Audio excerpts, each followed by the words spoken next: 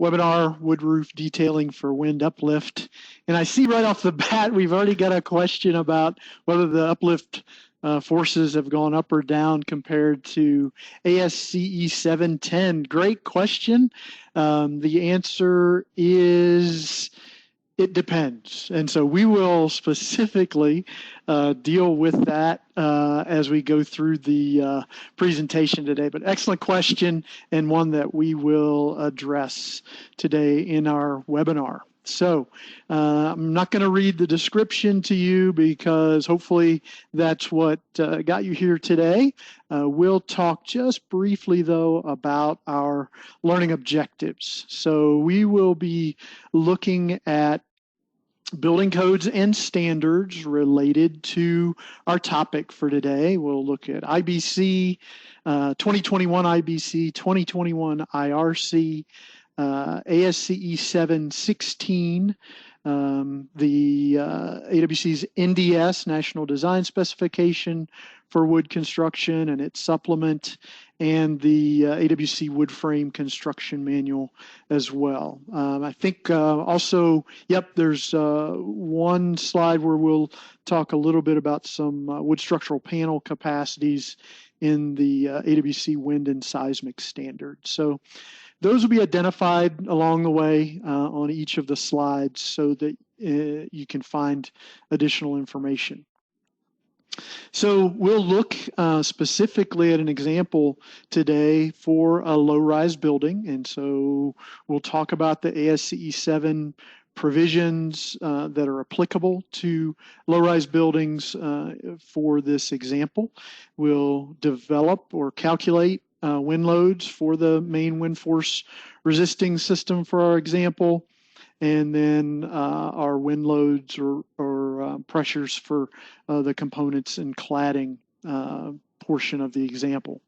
And throughout that process, then we'll determine or take care of, if you will, the load path for our connections for wind uplift and a few of the structural elements that are important to that load path as well. So we got a good bit to cover today.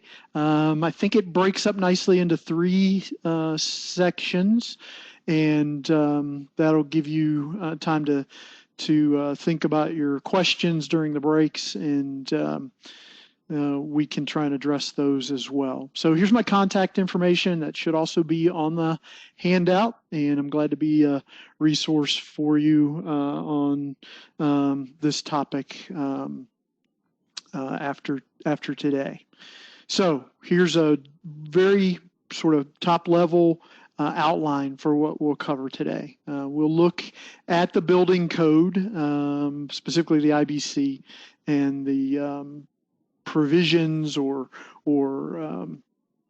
sort of the enabling language, if you will, for the wind design provisions.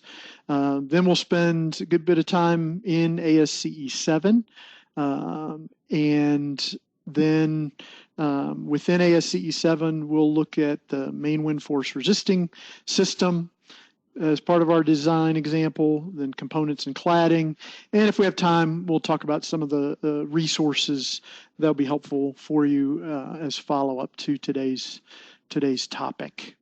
So let's turn our attention to the building code and the IBC. And if you take a look in the lower left-hand corner of the screen, you'll see an icon that shows up there that kind of help you keep track of the codes and standards that we'll be talking about throughout the day.